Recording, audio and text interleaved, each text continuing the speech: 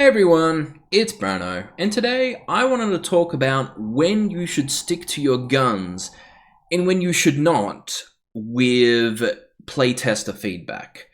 So I am a big believer in playtester feedback. I find it incredibly useful as there are all these small problems that you will overlook and you need to make hundreds of tiny small changes in order to smooth out the player experience. Because a lot of the negative feedback you are going to get with playtester feedback is going to actually be complementary to your vision of the game, but not always. Occasionally, you will get feedback that basically boils down to make a different game. And most of the time, you should throw this feedback in the trash. Because if you change your fundamental game design pillars mid-development, it impacts everything. And the chaos from that will typically cause your project to be significantly worse off. You're going to have to rebalance everything. You're going to have a bunch of design decisions that once made sense but are now completely pointless. That happens all the time, and that's how games end up in development hell. So even if the player base will point out an objective flaw within your game design, if that is a fundamental game design pillar, it is typically more efficient to complete your game and then address that fundamental game design pillar in a sequel or a spiritual successor.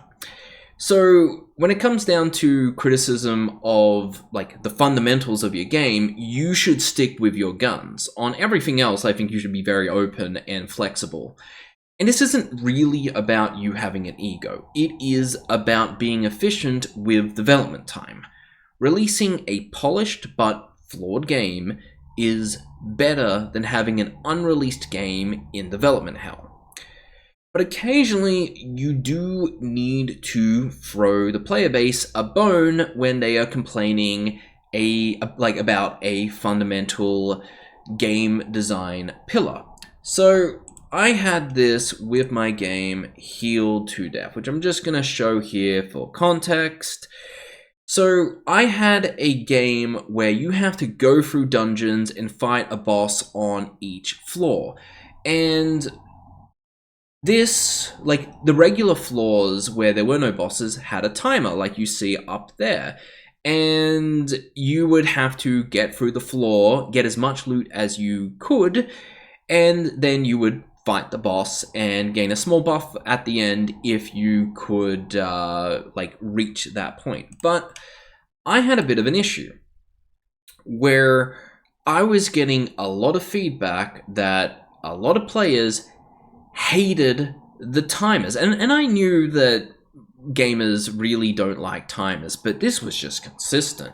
So many people were like, I would love this game, but it has a timer, therefore I feel rushed, I'm not enjoying myself, I'm not going to play this game.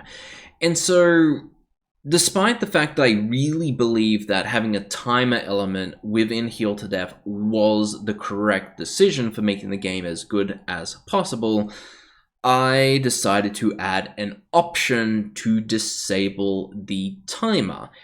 I then proceeded to buff the timer mode, increasing it from 5 minutes to 6 minutes. And in addition, if you completed the dungeon in time, or the level in time, you would get a chest before each boss with a ton of loot.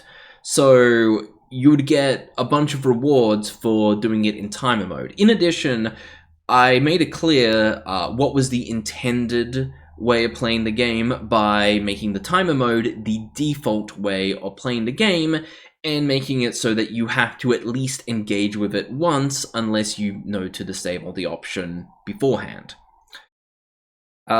So I feel like this decision was really important to make sure that I could actually get people to play through my games.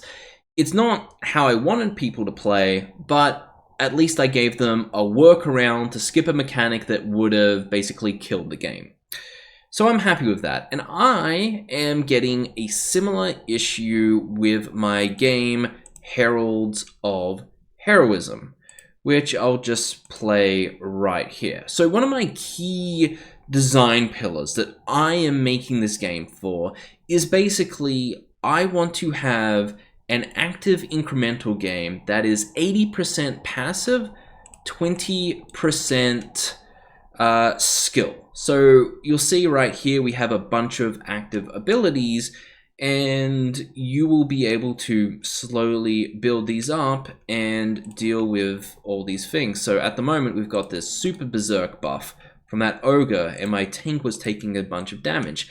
But with that said, most of the attacks are automatic. Most of the healing is automatic, but you can use these abilities to improve your chances of survival and slowly fight through the enemy forces. I love this.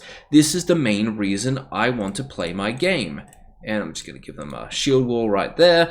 But I am getting about 50% of my feedback is saying you can't quite play this as an idler.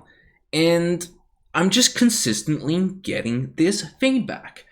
But it goes against completely what I want this game to be about. It really goes against my design pillar. So I am in a bit of a hard place where either I make a game that people seriously have an issue with how the game works, or I pivot, or I just don't. Instead, I am thinking about doing another olive branch style where I may allow the ability to potentially play this as an idle game by allowing these abilities right here to be auto-cast. You could toggle these to be an auto-cast. Now, I do not want this to be the default. I do not want this to be the best way to play the game. But if someone wants to casually grind through this game as they would an idler, I am thinking that perhaps I should allow these abilities to be auto-cast enabled.